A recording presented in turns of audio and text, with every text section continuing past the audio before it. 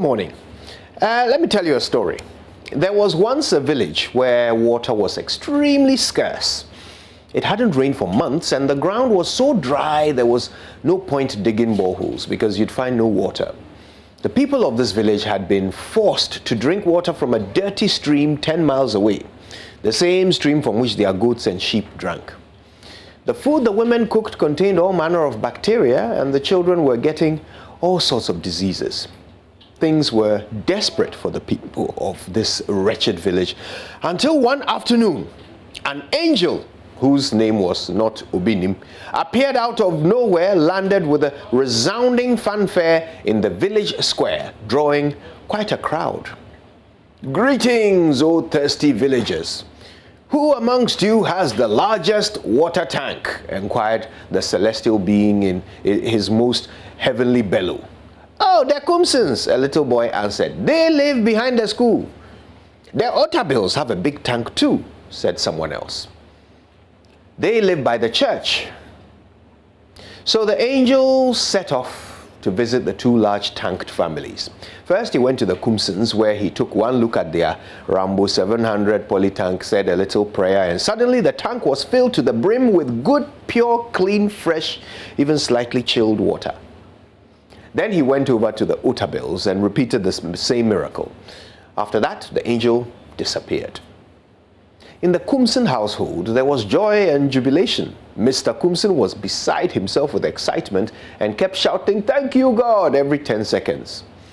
Mrs. Kumsin asked her husband, "Should we call the villagers to come with their buckets?" It was like a nuclear explosion had been set off in Mr. Kumsin's chest. "Hey, Mansa, have you lost your darn mind? Look, let me make this clear to you. You have a simple choice. Call the villagers to come here for water and you can live with them." Naturally, Mrs. Kumsin got the message and spoke no more of her great plans of liquid charity.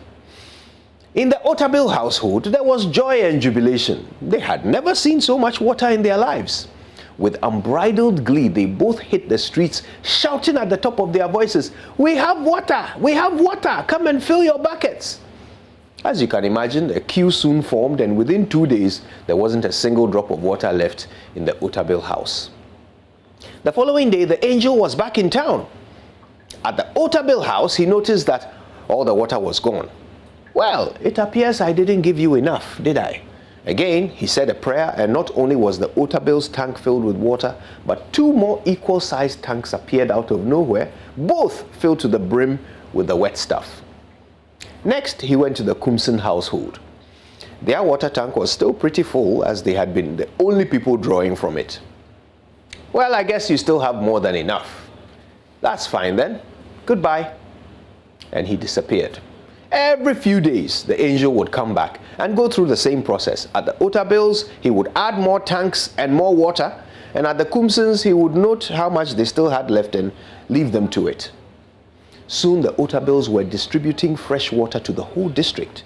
They never lacked water ever again in their lives, and many came to be blessed by their generosity. As for the Kumsins, the angel stopped bothering to visit them.